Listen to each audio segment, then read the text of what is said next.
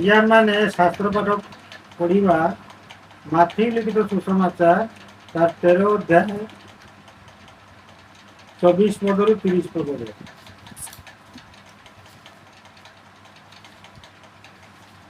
ମାଥି ଲିଖିତ ସୁସମାଚାର 13 ଅଧ୍ୟାୟ 24 ପଦରୁ 30 ପଦରେ ପାଠ କର। ସେ ସେମାନଙ୍କୁ ଆଉ ଗୋଟିଏ ଦୃଷ୍ଟାନ୍ତ ଦେଇ କହିଲେ, ସ୍ୱର୍ଗ ରାଜ୍ୟ ଆପଣା କ୍ଷେତରେ ଭଲ ବିହନ ବୁଣୁଥିବା ଜଣେ ବ୍ୟକ୍ତିଙ୍କ ସଦୃଶ। ମାତ୍ର ଲୋକେ ନିଦ୍ରା ଯାଇଥିବା ସମୟରେ ତାଙ୍କ ଶତ୍ରୁ ଆସି ସେଇ ଗହମ ମଧ୍ୟରେ ବାଳୁଙ୍ଗା ବୁଣି ଦେଇ ଚାଲିଗଲା। ସେତେବେଳେ ପତ୍ର ବାହାରି ଫଳ ଫଳିବାକୁ ଲାଗିଲା। ସେତେବେଳେ ବାଳୁଙ୍ଗା ମଧ୍ୟ ଦେଖାଗଲା। ସେଥିରେ ଗୃହକର୍ତ୍ତାଙ୍କ ଦାସମାନେ ତାଙ୍କ ପାଖକୁ ଆସି କହିଲେ, ସାନ୍ତେ, ଆପଣ କ'ଣ ନିଜ କ୍ଷେତରେ ଭଲ ବିହନ ବୁଣି ନଥିଲେ? ତେବେ ବାଳୁଙ୍ଗା ଗୁଡ଼ାକ କେଉଁଠାରୁ ହେଲା? ସେ ସେମାନଙ୍କୁ କହିଲେ, ଜଣେ ଶତ୍ରୁ ଏହା କରିଅଛି। ପୁଣି ଦାସମାନେ ତାଙ୍କୁ କହିଲେ, ତେବେ ଆମ୍ଭେମାନେ ଯାଇ ସେଗୁଡ଼ାକ ଉପାଡ଼ି ଏକାଠି କରୁ। ଏହା କ'ଣ ଆପଣଙ୍କର ଇଚ୍ଛା? କିନ୍ତୁ ସେ କହିଲେ, ନା, କାଳେ ତୁମ୍ଭେମାନେ ବାଳୁଙ୍ଗା ଏକାଠି କରୁ କରୁ ସେଗୁଡ଼ାକ ସାଙ୍ଗରେ ଗହମ ଉପାଡ଼ି ପକାଇବ। ଶସ୍ୟ ନ କାଟିବା ଯାଏଁ ଦୁହିଁକି ଏକାଠି ବଢ଼ିବାକୁ ଛାଡ଼ିଦିଅ। ଆଉ ଶସ୍ୟ କାଟିବା ସମୟରେ ମୁଁ ପଟାଳିମାନଙ୍କୁ କହିବି, ପୋଡ଼ିବା ପାଇଁ ଆଗେ ବାଳୁଙ୍ଗା ଏକାଠି କରି ବିଡ଼ା ବାନ୍ଧ, କିନ୍ତୁ ଗହମ ମୋ ଅମାରରେ ସଂଗ୍ରହ କରି ରଖ।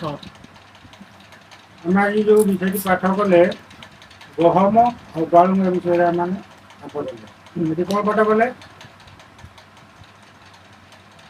ଭଲ ବିହନ ବୁଣାଳି ଆଉ 24 ପଦ ଲେଖା ହେଉଛି, ସ୍ୱର୍ଗ ରାଜ୍ୟ ଆପଣା କ୍ଷେତରେ ଭଲ ବିହନ ବୁଣୁଥିବା ଜଣେ ବ୍ୟକ୍ତିଙ୍କ ସଦୃଶ।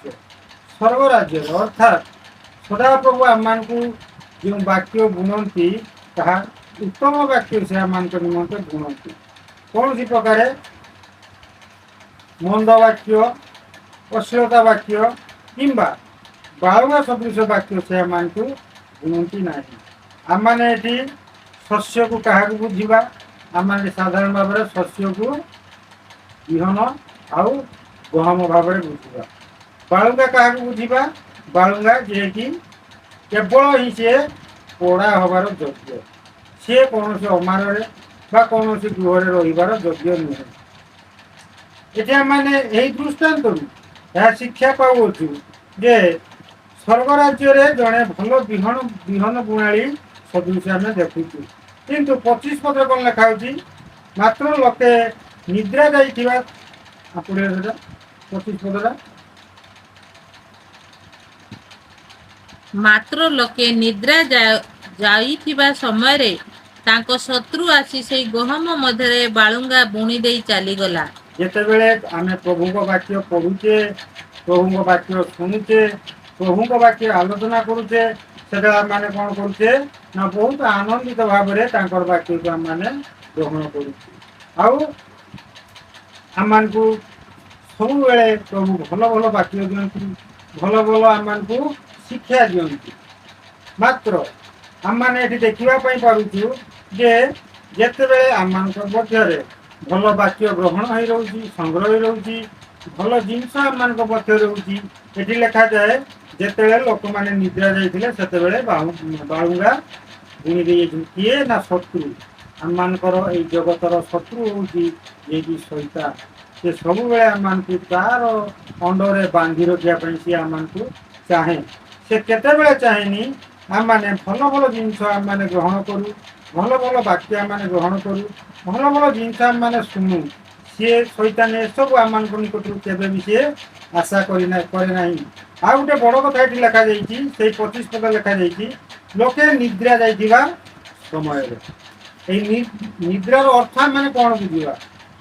ଏଇ ନିଦ୍ରାର ଅର୍ଥ ଆମମାନେ ଯେତେବେଳେ ପ୍ରଭୁ ଯୀଶୁଙ୍କ ସହିତ ବା ସଦାପ୍ରଭୁଙ୍କ ସହିତ ଆମମାନେ ଯେତେ ପର୍ଯ୍ୟନ୍ତ ଲାଗି ରହିଛୁ ସେତେ ପର୍ଯ୍ୟନ୍ତ ଆମମାନେ ଜାଗ୍ରତ ଜୀବନ କାଟୁଛୁ। ଯେତେ ପର୍ଯ୍ୟନ୍ତ ତାଙ୍କ ବାକ୍ୟରେ ଆମମାନେ ଜୀବନ କାଟୁଛୁ, ତାଙ୍କ ବାକ୍ୟ ଅନୁସାରେ ଆମମାନେ ଚାଲୁଛୁ, ତାଙ୍କ ବାକ୍ୟ ଅନୁସାରେ ଆମମାନେ ପ୍ରତିପାଳିତ ହେଉଛୁ, ସେତେ ପର୍ଯ୍ୟନ୍ତ ଆମମାନଙ୍କୁ ଏଠି ଜାଗ୍ରତ ବୋଲି କୁହାଯାଏ। ନିଦ୍ରାଟା କୋଉ ସମୟ କୁହାଯାଇଛି? ଯେ କି ଆମମାନେ ଯେ ମୁହୂର୍ତ୍ତରେ ସଦାପ୍ରଭୁଙ୍କ ଠାରୁ ଆମମାନେ ଦୂରଉଛୁ, ଯେତେବେଳେ ଟିକେ ମାନେ ସଦାପ୍ରଭୁଙ୍କୁ ଟିକେ ଅଣଦେଖା ଟାଇପ୍ର କରୁଛୁ। ଆମେ କ'ଣ କରୁଛୁ ନା ସଦାପ୍ରଭୁଙ୍କୁ ଟିକେ ଦୂରେଇ ଦେଇକି ଏଇ ଜଗତ ବିଷୟରେ ତ ମାନେ ଲାଳସା ହେଇଯାଉଛୁ, ଜଗତ ବିଷୟରେ ପଡ଼ି ଯାଉଛୁ, ଜଗତର ମୋହମାୟାରେ ପଡ଼ି ଯାଉଛୁ। ଆଉ ଆମ ଜୀବନ କ'ଣ ହେଉଛି ନା ଟିକେ ଲୋଭ ଜିନିଷ ଆସୁଛି। ଯେତେବେଳେ ଆମମାନଙ୍କ ଜୀବନରେ ଟିକେ ଲୋଭ ଜିନିଷ ଆସିଯାଉଛି, ସେତେବେଳେ ଶତ୍ରୁ ତାର କାର୍ଯ୍ୟ କରିବା ପାଇଁ ସିଏ ଆରମ୍ଭ କରିଦେଉଛି। ଆଉ କି ପ୍ରକାର ଆରମ୍ଭ କରୁଛି ନା ଆମେମାନେ ଭାବିବା ସେଇ ସମୟଟା ଯେତେବେଳେ ଆମେ ସଦାପ୍ରଭୁଙ୍କ ଠାରୁ ଦୂରଉଛୁ, ଯେତେବେଳେ ତାଙ୍କର ବାକ୍ୟ ଅନୁସାରେ ନ ଚାଲି ଆମେ ଯେତେବେଳେ ଜଗତ ବିଷୟରେ ଟିକେ ଲାଳସା ହେଇଯାଉଛି, ଟିକେ ଲୋଭ ହେଇଯାଉଛି, ସେତେବେଳେ ଶତ୍ରୁ ତାର କାର୍ଯ୍ୟ ଆରମ୍ଭ କରୁଛି। କ'ଣ କରୁଛି ନା ସେଇଟାକୁ ଆମମାନଙ୍କୁ ନିଦ୍ରାସନ ବୁଝିବାକୁ ପଡ଼ିବ। ଆଉ ସେଇ ସମୟରେ ସେ କ'ଣ କରୁଛି ନା ତାର ବାକ୍ୟକୁ ଆମମାନଙ୍କ ଭିତରେ ସିଏ ବୁଣି ଦେଉଛି। ଆଉ ସୈତାନ ସବୁବେଳେ ସୁଯୋଗ ଖୋଜି ବୁଲୁଛି କେତେବେଳେ ଆମମାନେ ଟିକେ ପ୍ରଭୁଙ୍କ ପ୍ରତି ଦୁର୍ବଳ ହେଇଯିବା, ପ୍ରଭୁଙ୍କ ପ୍ରତି କେତେବେଳେ ଦୂରେଇ ଯିବା। ଆଉ ସେ ସେଇ ସମୟରେ ଆସି କ'ଣ କରିବ ନା ଆମମାନଙ୍କ ଭିତରେ ବାଳୁଙ୍ଗା ବୁଣି ଦେଉଛି। 26 ପଦ କ'ଣ ଲେଖା ହେଇଛି?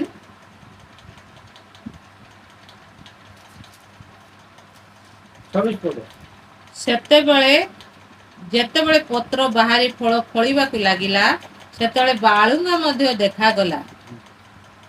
ଏଠି କୁହାଯାଉଛି ଯେତେବେଳେ ପତ୍ର ବାହାରି ଫଳ ଫଳିବାକୁ ଲାଗିଲା, ସେତେବେଳେ ବାଳୁଙ୍ଗା ମଧ୍ୟ ଦେଖାଗଲା। ତାର ମାନେ ହଉଛି ଆମମାନଙ୍କ ପାଖରେ ସବୁବେଳେ ଭଲ ବାକ୍ୟ ଅଛି, ପ୍ରଭୁଙ୍କ ବାକ୍ୟ ଅଛି। ସବୁବେଳେ ଆମମାନେ ଭଲ ଭଲ କଥା କହୁଛୁ, ଭଲ ଭଲ ବ୍ୟବହାର କରୁଛୁ, ଭଲ ଭଲ ଚିନ୍ତା କରୁଛୁ, ଭଲ ଭଲ କଥା କହୁଛୁ। ବିଭିନ୍ନ ପ୍ରକାର ଆମମାନେ ଭଲ ଭଲ ଜିନିଷ ସବୁ ସେତେବେଳେ ଆମମାନଙ୍କ ଭିତରୁ ବାହାରୁଛୁ। କେତେବେଳେ ନା ପ୍ରଭୁଙ୍କ ବାକ୍ୟ ଯେତେବେଳେ ଆମମାନଙ୍କ ଭିତରେ ଅଛି, ଆଉ ସେଇ ବାକ୍ୟ ଆମମାନଙ୍କ ମୁଖ ଦ୍ୱାରା ଯେତେବେଳେ ବାହାରୁଛି, ଆମମାନଙ୍କ ଭିତରୁ ସବୁବେଳେ ଭଲ ବାକ୍ୟ, ଭଲ ବ୍ୟବହାର, ଭଲ ଚିନ୍ତାଧାରା, ଏଇସବୁ ଜିନିଷ ଆମମାନଙ୍କ ଭିତରୁ ଆସୁଛି। ଆଉ ଯେତେବେଳେ ଶୈତାନ ଆମମାନଙ୍କ ଭିତରେ ତାର ବାକ୍ୟକୁ ବୁଣି ଦେଉଛି, ସେତେବେଳେ ଆମମାନେ ଶୈତାନ ବାକ୍ୟ ସବୁ ଆମମାନଙ୍କ ମୁଖ ଦ୍ୱାରା ନିର୍ଗତ ହୋଇଯିବା ଆମ ମୁଖ ଦ୍ୱାରା ବାହାରୁଛି। ସେତେବେଳେ ଦୂତମାନେ ସଦାପ୍ରଭୁଙ୍କୁ ପଚାରୁଛନ୍ତି ଯେ ହେ ଗୁରୁ, ଆପଣ କ'ଣ ଏଇ ଖରାପ ବିହନ ଗୁଡ଼ା ବୁଣିଥିଲେ କି? ଆଉ 27 ପଦ କ'ଣ ଲେଖା ହେଉଛି ପଢ଼। ସେଥିରେ ଗୃହକର୍ତ୍ତାଙ୍କ ଦାସମାନେ ତାଙ୍କ ପାଖକୁ ଆସି କହିଲେ, ସାଆନ୍ତେ, ଆପଣ କ'ଣ ନିଜ କ୍ଷେତରେ ଭଲ ବିହନ ବୁଣି ନଥିଲେ? ତେବେ ବାଳୁଙ୍ଗା ଗୁଡ଼ାକ କେଉଁଠାରୁ ହେଲା? ସେତେବେଳେ ଦୂତମାନେ ସଦାପ୍ରଭୁଙ୍କୁ କହିବେ ଯେ ହେ ପ୍ରଭୁ, ଆପଣ କ'ଣ ଏଇ ଜଗତରେ ଥିବା ମନୁଷ୍ୟମାନଙ୍କ ଭିତରେ ଆପଣ କ'ଣ ଭଲ ବିହନ ବୁଣି ନାହାନ୍ତି ବା ଭଲ ବାକ୍ୟ ବୁଣି ନାହାନ୍ତି? ତାହେଲେ ତାଙ୍କ ମୁଖ ଦ୍ୱାରା ବାଳୁଙ୍ଗା ବା ଏଇ ଶୈତାନ ବିଷୟ ବା ଏଇ ମନ୍ଦ ବିଷୟ ସବୁ ବାହାରୁଛି କିପରି? ତାପରେ 28 ପଦ କ'ଣ ଲେଖା ହେଇଛି? ସେ ସେମାନଙ୍କୁ କହିଲେ, ଜଣେ ଶତ୍ରୁ ଏହା କରିଅଛି। ପୁଣି ଦାସମାନେ ତାହାକୁ କହିଲେ, ତେବେ ଆମ୍ଭେମାନେ ଯାଇ ସେଗୁଡ଼ାକ ଉପାଡ଼ି ଏକାଠି କରୁ। ଏହା କ'ଣ ଆପଣଙ୍କର ଇଚ୍ଛା? ଯେତେବେଳେ ଦୂତମାନେ ସଦାପ୍ରଭୁଙ୍କୁ କହୁଛନ୍ତି ହେ ପ୍ରଭୁ, ଆପଣ କ'ଣ ଭଲ ବାକ୍ୟ ମନୁଷ୍ୟମାନଙ୍କ ପାଖରେ ବୁଣି ନାହାନ୍ତି? ସେତେବେଳେ ସଦାପ୍ରଭୁ କହୁଛନ୍ତି କ'ଣ ନା ସେ ସେମାନଙ୍କୁ କହିଲେ, ଜଣେ ଶତ୍ରୁ ଏହା କରିଅଛି। ବୁଝିହେଉଛି? ପ୍ରଭୁ ସବୁବେଳେ ଆମମାନଙ୍କୁ ଭଲ ଜିନିଷ ଦେଖନ୍ତି, ଭଲ ବାକ୍ୟ ଦିଅନ୍ତି, ଭଲ ପ୍ରଭୁଙ୍କ ଆଡ଼ୁ ଯାହା କିଛି ଆସେ ସବୁ ଭଲ ଭଲ ବିଷୟ ଆସେ। ଆଉ ସେ ଭଲ ଭଲ ବିଷୟ ଯଦି ଆମମାନଙ୍କ ହୃଦୟରେ ରହିବ, ସେଇ ଭଲ ଭଲ ବିଷୟ ଆମମାନଙ୍କ ହୃଦୟରେ ରହିଲେ ଭଲ ଜିନିଷ ଆମମାନଙ୍କ ଭିତରୁ ବାହାରିବ। କିନ୍ତୁ ଯଦି ଶୈତାନ ବିଷୟ ଆମମାନଙ୍କ ଭିତରେ ରୁହେ, ତାହେଲେ ନିଶ୍ଚିତ ଭାବରେ ଶୈତାନ ବିଷୟ ସବୁ ବାହାରିବ। ସେ ସେଇଥିପାଇଁ ଆଉ ଦୂତମାନଙ୍କୁ କହୁଛନ୍ତି, ସେ ସେମାନଙ୍କୁ କହିଲେ ଜଣେ ଶତ୍ରୁ ଏହା କରିଅଛି। ଆମମାନଙ୍କର ଶତ୍ରୁ ହେଉଛି କିଏ ନା ଶୈତାନ। କହିଲି ଶତ୍ରୁ ସବୁବେଳେ ଆମକୁ ଫାନ୍ଦରେ ପକାଏ। ସାଧାରଣ ଭାବରେ ଆମମାନଙ୍କର ଯେଉଁମାନେ ଶତ୍ରୁ ଥାଆନ୍ତି ବା ଆମମାନଙ୍କର ଯେଉଁମାନେ ଶତ୍ରୁ ହୁଅନ୍ତି, କେହି କେବେ ଶତ୍ରୁ କାହାରି ଭଲ ଚିନ୍ତା କରନ୍ତି ନାହିଁ। କିପରି ଫାନ୍ଦରେ ପକାଇବେ, ତାକୁ ନୁକସାନରେ ପକାଇବେ। ଆଉ ଆମେ ଯେତେବେଳେ ଫାନ୍ଦରେ ପଡ଼ିବା, ଆମେ ଯେତେବେଳେ ନୁକସାନରେ ପଡ଼ିବା, ସେତେବେଳେ ଶତ୍ରୁ ଆମର ଖୁସି ହୁଏ। କାହିଁକି ନା ସିଏ ଆମମାନଙ୍କୁ ହରେଇଛି ବୋଲି ସେ ଖୁସି ହୁଏ। ତ ସେଇ ପ୍ରକାରେ ଶୈତାନ ଆମମାନଙ୍କର ହେଉଛି ସବୁଠୁ ବଡ଼ ଶତ୍ରୁ। ଶୈତାନ ସବୁବେଳେ କହିବ ଆମେ ବାଇବେଲ ପଢ଼ୁଛୁ ଠିକ୍ ଅଛି, ପ୍ରାର୍ଥନା କରୁଛୁ ଠିକ୍ ଅଛି, ସବୁ କିଛି କରୁଛୁ ଠିକ୍ ଅଛି, ଗିର୍ଜା ଯାଉଛୁ, ସମିତି ଯାଉଛୁ, ପାରିବାରିକ ଉପାସନା କରୁଛୁ, ସବୁ ଠିକ୍ ଅଛି, ସେ କୌଣସିରେ ଆମମାନଙ୍କୁ ବାଧା ଦବ ନାହିଁ। କେବଳ ଗୋଟିଏ ଜିନିଷରେ ବାଧା ଦବ, ସେ ଜିନିଷଟା ହେଉଛି ଈଶ୍ୱରଙ୍କ ବାକ୍ୟରେ ଆମମାନଙ୍କୁ ପ୍ରତିଫଳ ଦେବା ପାଇଁ ଦବ ନାହିଁ। ଈଶ୍ୱରଙ୍କର ନିକଟବର୍ତ୍ତୀ ଆମମାନଙ୍କୁ ହେବା ପାଇଁ ଦବ ନାହିଁ। ବହୁତ ସମସ୍ୟା ଆମ ଜୀବନରେ ସିଏ ଆଣିବ, ବହୁତ ଅଭାବ ଆଣିବ, ବହୁତ ଦୁଃଖ ଆଣିବ, ବହୁତ କଷ୍ଟ ଆଣିବ, ବିଭିନ୍ନ ପ୍ରକାର ଆମମାନଙ୍କୁ ସିଏ ସମସ୍ୟା ଆମମାନଙ୍କ ଜୀବନରେ ଆଣିବ। ଆଉ ଯେତେବେଳେ ଆମମାନଙ୍କ ଜୀବନରେ ଅନେକ ସମସ୍ୟା ଆସିବ, ଅନେକ ଦୁଃଖ କଷ୍ଟ ଆସିବ, ସେତେବେଳେ ଆମେ କ'ଣ କହୁ ନା ପ୍ରଭୁଙ୍କ ପ୍ରତି ଦୁର୍ବଳ ହେଇଯାଉ। ଯେତେବେଳେ ଆମେ ପ୍ରଭୁଙ୍କ ପ୍ରତି ଦୁର୍ବଳ ହେଇଯାଉ, ସେତେବେଳେ ଶୈତାନ ଆମମାନଙ୍କୁ ଜଗି ରହିଥାଏ। ଇଏ କେତେବେଳେ ଦୁର୍ବଳ ହଉଛି, ଆଉ ମୁଁ ଆକୁ ନିଜ ଆଡ଼କୁ ଆୟତ କରିବି, ଆକୁ ଆଟାକ୍ କରିବି। ତେଣୁକରି ବାକ୍ୟ କୁହେ ଆମେ ସବୁବେଳେ ବାକ୍ୟରେ ସବଳ ହୋଇ ରହିବା। ଦୁଃଖ ହଉ, କଷ୍ଟ ହଉ, ଯନ୍ତ୍ରଣା ହଉ, ଅଭାବ ହଉ, ଯେକୌଣସି ବିଷୟ ଆମମାନଙ୍କ ଜୀବନରେ ଆସୁ, ସବୁବେଳେ ଆମେ ବିଶ୍ୱାସରେ ସ୍ଥିର ଭାବରେ ପ୍ରଭୁଙ୍କ ନିକଟରେ ଜୀବନ କାଟିବା। ତାହେଲେ ଶତ୍ରୁ ଆମମାନଙ୍କ ପାଖରୁ ଦୂରେଇବ। ଯଦି ଆମେ ବାକ୍ୟରେ ଦୁର୍ବଳ ହେଇଯିବା, ବାକ୍ୟରେ ଯଦି ଆମେ ଭାଙ୍ଗି ପଡ଼ିବା, ତାହେଲେ ସେତେବେଳେ କ'ଣ ହବ ନା ଶୈତାନ ଆମମାନଙ୍କୁ ଅଟୋମେଟିକ୍ ଆଟାକ୍ କରିବ, ଆଉ ତାର ବାଳୁଙ୍ଗା ବାକ୍ୟ ଯେତିକ ସବୁ ଆମମାନଙ୍କ ହୃଦୟରେ ବୁଣିବ। ଆଉ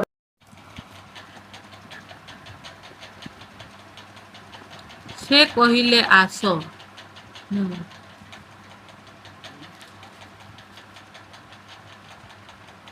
କିନ୍ତୁ ସେ କହିଲେ ନା, କାଳେ ତୁମେମାନେ ବାଳୁଙ୍ଗା ଏକାଠି କରୁ କରୁ ସେଗୁଡ଼ାକ ସାଙ୍ଗରେ ଗହମ ଉପାଡ଼ି ପକାଇବ। ଶସ୍ୟ ନ କାଟିବା ଯାଏ ଦୁହିଁକି ଏକାଠି ବଢ଼ିବାକୁ ଛାଡ଼ିଦିଅ। ଆଉ ଶସ୍ୟ ଏଠି ଆମମାନଙ୍କର ଦୟାଳୁ ପ୍ରଭୁ, ଆମେ ଦୁଷ୍ଟ ହେଲେ ସୁଦ୍ଧା, ଶୈତାନ ପଥରେ ଚାଲିଲେ ସୁଦ୍ଧା, ଶୈତାନ ବଶବର୍ତ୍ତୀ ହେଲେ ସୁଦ୍ଧା ସେ ଆମମାନଙ୍କୁ କ'ଣ କରୁଛନ୍ତି?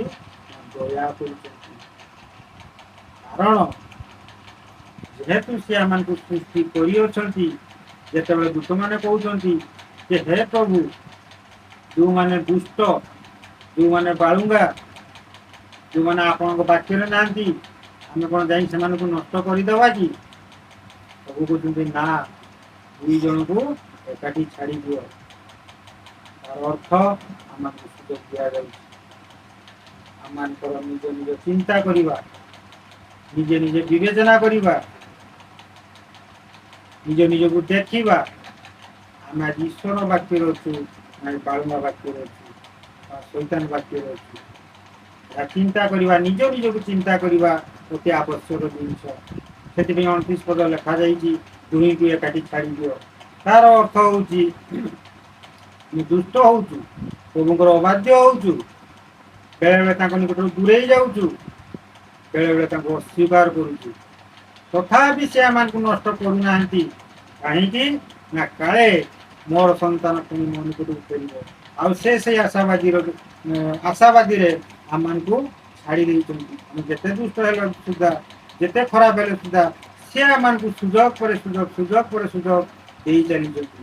କାରଣ ଆମମାନେ କ'ଣ ହବା ନା ଯେପରି ପରିବର୍ତ୍ତିତ ହୋଇ ତାଙ୍କ ବାକ୍ୟରେ ପ୍ରତିପାଳିତ ହେବା, ତାଙ୍କର ବାଧ୍ୟ ହେବା, ଆଉ ସେ ଯାହା ସବୁ ଆମମାନଙ୍କୁ ଶିଖଉଛନ୍ତି ତାହା ଶିଖିବା, ଆଉ ସେ ଯାହା ସବୁ ଆମମାନଙ୍କୁ କହୁଛନ୍ତି ଆଉ ଆମେ ତାଙ୍କ କଥା ମାନିବା।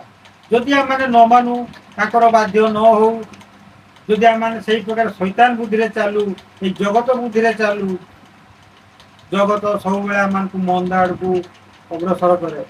ଜଗତ ସବୁବେଳେ ଆମମାନଙ୍କୁ ମନ୍ଦ ଆଡ଼କୁ କଢ଼େଇ ନିଏ। ମୁଁ ସେଇଥିପାଇଁ କୁହେ, ଯେଉଁମାନେ ପ୍ରଭୁଙ୍କୁ ହୃଦୟରେ ରଖନ୍ତି, ଯେଉଁମାନେ ପ୍ରଭୁଙ୍କୁ ହୃଦୟରେ ବସ୍ତ୍ର ରୂପେ ପରିଧାନ କରନ୍ତି, ଆତ୍ମିକ ବସ୍ତ୍ର ରୂପେ ପରିଧାନ କରନ୍ତି, ସେମାନେ ଜଗତ ବିଷୟରେ କୌଣସି ମନ୍ଦ ବିଷୟ କରିପାରିବେ ନାହିଁ। କାରଣ ଆମେ ଯେତେବେଳେ ପ୍ରଭୁଙ୍କୁ ଆମମାନଙ୍କ ଆତ୍ମା ରଖିଥିବା, ଆମମାନଙ୍କ ହୃଦୟରେ ରଖିଥିବା, ପ୍ରକୃତ ଆମେ ବିଶ୍ୱାସ ଭାବରେ ତାକୁ ରଖିଥିବା, ମନ୍ଦ ବିଷୟ ଆମମାନଙ୍କ ପାଖକୁ ଛୁଇଁପାରିବନି। କାରଣ ଯଦି କୌଣସି ବିଷୟ ମାନେ ମନ୍ଦ ବିଷୟ ଆମମାନଙ୍କ ନିକଟକୁ ଆସେ, ସେତେବେଳେ ଆମମାନଙ୍କ ଭିତରେ ଥିବା ପ୍ରଭୁ ଆମମାନଙ୍କୁ ବାଧା ଦେବେ। ଯେ ଆମେ ଏଇ ବିଷୟଟାକୁ ମନ୍ଦ ବିଷୟ କହୁଛୁ, ଏଇଟା ମନ୍ଦ ବିଷୟ କରୁଛୁ, ମନ୍ଦ ବାଟରେ ଚାଲୁଛୁ, ଶୈତାନ ବାଟରେ ଚାଲୁଛୁ, ଏହି ପ୍ରକାର ଆମମାନଙ୍କ ଜୀବନରେ ଆମମାନଙ୍କୁ ବାଧା ଆସିବ। କାରଣ ସେତେବେଳେ ପ୍ରଭୁ ଆମମାନଙ୍କ ଭିତରେ କାର୍ଯ୍ୟ କରନ୍ତି। ଆଉ ଆମେ ଯଦି ଧାରାବାହିକ ଭାବରେ ଆମେ ଗୀତା ପ୍ରାର୍ଥନା କରୁଥାଉ, ଖାମଖେଲି ଭାବରେ କରୁଥାଉ, ଯଦି ପ୍ରକୃତ ରୂପେ ଆମମାନେ ଯଦି ଈଶ୍ୱରଙ୍କୁ ବା ପ୍ରଭୁଙ୍କୁ ଆମ ହୃଦୟରେ ସ୍ଥାନ ଦେଇନଥାଉ ତାହେଲେ କ'ଣ ହବ? ଯେତେବେଳେ ମନ୍ଦ ବିଷୟ ମାନଙ୍କ ପାଖକୁ ଆସିବ, ମନ୍ଦ କଥା ମାନଙ୍କ ପାଖକୁ ଆସିବ, ଅଟୋମେଟିକ ଆମ ମୁଖ ଦ୍ୱାରା ଆମଙ୍କର କାର୍ଯ୍ୟ ଦ୍ୱାରା ସେ ବିଷୟ ମାନଙ୍କ ପ୍ରତି ଘଟିବ। କାରଣ ସେ ଯାହା ପ୍ରଭୁ କ'ଣ କରିବେ, ସେ ମନ୍ଦ ବିଷୟ ଠାରୁ, ସେ ପାପ ବିଷୟ ଠାରୁ ଦୂରେଇ ରଖିବେ। ଆଉ ଶେଷରେ ଆମେ 30 ପଦ ଦେଖିବା ଯେ ଯଦି ଆମେ ପରିବର୍ତ୍ତିତ ନ ହଉଛୁ, ବାକ୍ୟ ଅନୁସାରେ ଜୀବନ ନ କାଟୁଛୁ, ପ୍ରଭୁଙ୍କୁ ଯଦି ଆମମାନଙ୍କ ହୃଦୟରେ ନ ରଖୁଛୁ, ତାହେଲେ ଆମମାନଙ୍କର ଅବସ୍ଥା କ'ଣ ହବ? 30 ପଦ ପଢ଼। ଆଉ ଶସ୍ୟ କାଟିବା ସମୟରେ ମୁଁ କଟାଳି ମାନଙ୍କୁ କହିବି, ପୋଡ଼ିବା ପାଇଁ ଆଗେ ବାଳୁଙ୍ଗା ଏକାଠି କରି ପୋଡ଼ିବା ପାଇଁ ବିଡ଼ା ବାନ୍ଧ। ବାଳୁଙ୍ଗା ଏକାଠି ବିଡ଼ା କର। ଆଗେ ପୋଡ଼ିବା ପାଇଁ ବାଳୁଙ୍ଗା ଗୁଡ଼ାକୁ ଏକାଠି କର। ତାର ଅର୍ଥ ହଉଛି ପ୍ରଭୁ ଆଗେ ବାଳୁଙ୍ଗାକୁ ବାଛିବେ, ଭଲ ବାଛିବେ ନାହିଁ। କାରଣ ଭଲ ବାଛିବାକୁ କାଳେ ସେ ବାଳୁଙ୍ଗାକୁ ବାଛିଦେବେ ବୋଲି ଆଗେ ବାଳୁଙ୍ଗାକୁ ସିଏ ବାଛିବେ। ବାଛି କ'ଣ କରିବେ? ତାଙ୍କୁ ଅମାର ରଖିବା ପାଇଁ ନେବେ କି ନା, ବାଳୁଙ୍ଗା ଗୁଡ଼ାକୁ ଏକାଠି କରିକି ବିଡ଼ା ବାନ୍ଧିବେ। ଆଉ ତାକୁ କ'ଣ କରିଦିଆଯିବ? ପୋଡ଼ିବା ନିମନ୍ତେ ତାକୁ ରଖାଯିବ। ଏ ପୋଡ଼ିବାର ଅର୍ଥ କ'ଣ? ପୋଡ଼ି ଦେବାର ଅର୍ଥ ହଉଛି ଯେ ଆମମାନେ ନର୍କକୁ ପଠାଯିବା। ଆମମାନେ ପ୍ରତ୍ୟେକ ଜାଗାରେ ପଢ଼ୁଛୁ, ଭିଡ଼ିଓ ମାଧ୍ୟମରେ ଦେଖୁଛୁ, ୟୁଟ୍ୟୁବରେ ଦେଖୁଛୁ ଯେ କି ଆଉ ନର୍କ ଯିବାଟା କେତେ କଷ୍ଟକର, କେତେ ଯନ୍ତ୍ରଣା, କେତେ ଭୟଙ୍କର। ଆମେ ସେଇ ସବୁ ବିଷୟକୁ ଚିନ୍ତା ଯଦି ନ କରୁ, ଖାମଖିଆଲି ଭାବରେ ପ୍ରଭୁ ମନ୍ଦିରକୁ ଆସିବା, ଖାମଖିଆଲି ଭାବରେ ଗୀର୍ଜା ପ୍ରାର୍ଥନା କରିବା, ଖାମଖିଆଲି ଭାବରେ ଆମମାନେ ପ୍ରଭୁଙ୍କୁ ଗ୍ରହଣ କରିବା, ଆମମାନେ କେବେ ବି ସ୍ୱର୍ଗରାଜ୍ୟ ଯିବା ପାଇଁ ଯୋଗ୍ୟ ହୋଇପାରିବାନି। 30 ପଦରେ ଆଉ ଟିକେ ଲାଷ୍ଟରେ କ'ଣ ଲେଖା ହେଇଛି?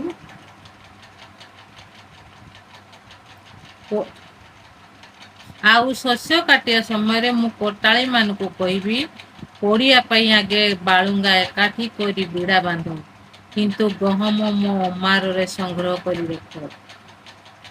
ବାଳୁଙ୍ଗାକୁ ଆଗେ ଏକାଠି କର, ପୋଡ଼ିବା ପାଇଁ ତାକୁ ବିଡ଼ା ବାନ୍ଧି ରଖ, ଏଟା ଲେଖାଯାଉଛି। ଆଉ ଗହମକୁ କ'ଣ କର ନା ମୋ ଅମାରରେ ସଂଗ୍ରହ କରିବା ପାଇଁ କ'ଣ ସଂଗ୍ରହ କରି ରଖ। ମୋ ଅମାରରେ ସଂଗ୍ରହ କରି ରଖିବା ପାଇଁ। ଏ ଅମାରଟା କ'ଣ? ଏଇ ନିଆଁଟା କ'ଣ? ଅମାରଟା କ'ଣ? ଅମାର ହଉଛି ପ୍ରଭୁଙ୍କର ବାସସ୍ଥାନ। ଅମାର ହଉଛି ସଦାପ୍ରଭୁଙ୍କର ଗୃହ। ଅମାର ହଉଛି ସ୍ୱର୍ଗ ରାଜ୍ୟ। ଯଦି ଆମମାନେ ସେଇ ଅମାରରେ ରଖିବା ପାଇଁ ଆମମାନେ ଇଚ୍ଛା କରୁଥାଉ, ରହିବା ପାଇଁ ଯଦି ଇଚ୍ଛା କରୁଥାଉ, ଯଦି ଆମମାନେ ଚାହିଁବା, ଆମେ ଯେପରି ଯାଇକି ପ୍ରଭୁଙ୍କ ଅମାରରେ ସ୍ଥାନ ପାଇବା, ନିଆଁରେ ନୁହେଁ, ତାହେଲେ ଆମମାନଙ୍କୁ ସେଇ ପ୍ରକାର ଜୀବନ କାଟିବା ପାଇଁ ପଡ଼ିବ। ଆମେ ବାକ୍ୟ ଅନେକ ଶୁଣୁଛୁ, ଅନେକ ଆମମାନେ ବାକ୍ୟ କହୁଛୁ, କିନ୍ତୁ ପ୍ରକୃତ ଜିନିଷଟାକୁ ଆମମାନେ ଏତେ ଜଲ୍ଦି ଗ୍ରହଣ କରିପାରୁନାହୁଁ। ଯଦି ଆମମାନେ ଗ୍ରହଣ କରିପାରୁନାହୁଁ, ତାହେଲେ ଆମମାନେ ବାଳୁଙ୍ଗା ପରି ବିଡ଼ା ବନ୍ଧା ହୋଇ ନିଆଁରେ ପକାଯିବା। ଆଉ ଯଦି ପ୍ରଭୁ ବାକ୍ୟ ଆମମାନଙ୍କ ଠାରୁ ହୁଏ, ଯେଉଁମାନେ ବାକ୍ୟ ପ୍ରଚାର କରନ୍ତି, ଯେଉଁମାନେ ବାକ୍ୟ କୁହନ୍ତି, ଆମମାନେ ବିଭିନ୍ନ ପ୍ରକାର ଶୁଣୁଛୁ, ୟୁଟ୍ୟୁବ ମାଧ୍ୟମରେ, ଆମମାନଙ୍କ ଚର୍ଚ୍ଚ ମାଧ୍ୟମରେ, ଆମମାନଙ୍କର ପାଳକଙ୍କ ମାଧ୍ୟମରେ, ଆମେ ଅନେକ ଜାଗାରେ ବାକ୍ୟ ଶୁଣୁଛୁ, କିନ୍ତୁ କାର୍ଯ୍ୟକାରୀ କରିବା ହେଉଛି ଆମମାନଙ୍କର ଦାୟିତ୍ୱ। ଆମେ ବାକ୍ୟ ଶୁଣି ଯଦି କାର୍ଯ୍ୟକାରୀ ନ କରୁ, ସେ ବାକ୍ୟର ଆମର କୌଣସି ମୂଲ୍ୟ ନାହିଁ, ସେ ବାକ୍ୟ ଶୁଣିବାର କୌଣସି ମୂଲ୍ୟ ନାହିଁ। ଆମମାନଙ୍କୁ କୁହାଯାଉଛି ବାକ୍ୟ ଶୁଣ ଆଉ ତା କାର୍ଯ୍ୟକାରୀ କର। ବାକ୍ୟରେ ଆମମାନେ ପ୍ରଥମେ କାର୍ଯ୍ୟକାରୀ କରିବା। ଆମେ ତ ଅନେକ ଶୁଣୁଛୁ, ୟୁଟ୍ୟୁବ ମାଧ୍ୟମରେ ଶୁଣୁଛୁ, ଚର୍ଚ୍ଚରେ ଶୁଣୁଛୁ, ସଭାରେ ଶୁଣୁଛୁ, ସମିତିରେ ଶୁଣୁଛୁ, ସବୁଆଡ଼େ। ସେଥିପାଇଁ ବାଇବେଲ ଲେଖାଯାଏ ଯାକୁବ ପୁସ୍ତକରେ, ବାକ୍ୟର ସତ୍ତା ମାତ୍ର ହୋଇ ନିଜକୁ ପ୍ରବଞ୍ଚନା କର ନାହିଁ। ଆମେ ଠକେଇବା ନାହିଁ, ଖାଲି ବାକ୍ୟ ଶୁଣି ଠକେଇକି ଆମେ ପ୍ରଭୁଙ୍କୁ ଠକେଇବା ନାହିଁ। ଯେପରି କାର୍ଯ୍ୟକାରୀ ହେବା, ସେଇ ପ୍ରକାର ଆମେ ଚେଷ୍ଟା କରିବା, ଅଯତ୍ନ ହେବା। ଆଜି ଆମେ ଦେଖିଲୁ ବାଳୁଙ୍ଗା ଆମମାନେ ଯେପରି ନ ହେବା। ବାଳୁଙ୍ଗାର ଅର୍ଥ ଜଗତ ବିଷୟରେ ଆମମାନେ ଯେପରି ଲାଳସା ନ ହେବା, ଜଗତ ବିଷୟରେ ଆମମାନେ ଯେପରି ଲୋଭନୀୟ ନ ହେବା। ଆଜି ଆମମାନେ ଯେତେ ବର୍ଷ ପର୍ଯ୍ୟନ୍ତ ବଞ୍ଚିବୁ, ଯଦି ବି ଲୋଭନୀୟ ହେଇଯାଉ, ଆମେ କେତେ ବର୍ଷ ପର୍ଯ୍ୟନ୍ତ ଏଇ ଜଗତ ଲାଳସା ହବା? ଯେତେ ବର୍ଷ ପର୍ଯ୍ୟନ୍ତ ଆମର ଏଇ ଜୀବନ ଥିବ, ଆମେ ଯେତେ ବର୍ଷ ଏଇ ଜଗତରେ ବଞ୍ଚିଥିବା, କେତେ ବର୍ଷ ମାନେ ବଞ୍ଚିବା? 60 70 କିମ୍ବା 80, ବାସ୍ ସେତିକି ବର୍ଷ ପର୍ଯ୍ୟନ୍ତ ଆମମାନେ ଏଇ ଲାଳସାମୟ ଜଗତରେ ଜୀବନ କାଟିବା, ଲୋଭମୟ ଜୀବନ କାଟିବା ଏଇ ଜଗତ ବିଷୟରେ। କିନ୍ତୁ ଏହାପରେ ଆମମାନଙ୍କୁ ଈଶ୍ୱର ଯାହା ଦେଇଛନ୍ତି ତାହା ସିଏ ନେବେ। କ'ଣ ନା ଆମମାନଙ୍କର ଆତ୍ମା ସିଏ ନେବେ। କାରଣ ଆମମାନଙ୍କୁ ଆତ୍ମା ଦେଇଛନ୍ତି, ଆତ୍ମା ସିଏ ନେବେ। ଆମମାନଙ୍କ ଶରୀର ସେ ନେବେନି, ଆମମାନଙ୍କର ଆତ୍ମା ନେବେ। ଯଦି ଆମମାନେ ଏହା ଅନୁଭବ କରୁଛୁ, ଯଦି ଏହା ଆମମାନେ ଜାଣୁଛୁ, ଶରୀରକୁ ପ୍ରଭୁ ନେବେ ନାହିଁ କି ଶରୀରକୁ ପ୍ରଭୁ ଗ୍ରହଣ କରିବେ ନାହିଁ, ସେ ଯୋଉଟା ଦେଇଛନ୍ତି, ଯୋଉ ଆତ୍ମା ଆମକୁ ସେ ଦେଇଛନ୍ତି, ଆମମାନଙ୍କ ଠାରୁ ସେ ଆତ୍ମା ସେ ନେବେ। ତ ଆମମାନେ କାହିଁକି ଆତ୍ମା ପାଇଁ ପ୍ରସ୍ତୁତ ଜୀବନ ନ କାଟିବା? ସେ ଆତ୍ମା ଯଦି ଆତ୍ମାରେ ଜୀବନ କାଟିବା, ଆତ୍ମା ପାଇଁ ପ୍ରସ୍ତୁତ ହବା, ଆତ୍ମାକୁ ଆମମାନେ ଦୃଢ଼ କରିବା, ତାହେଲେ ସେଠି କ'ଣ ଅଛି? କୌଣସି ତାର ବୟସ ନାହିଁ, ସୀମା ନାହିଁ, ଦିନ ନାହିଁ, ତାରିଖ ନାହିଁ, ଅନନ୍ତ ଜୀବନ ଅହନିଶି, କୌଣସି ବିଷୟରେ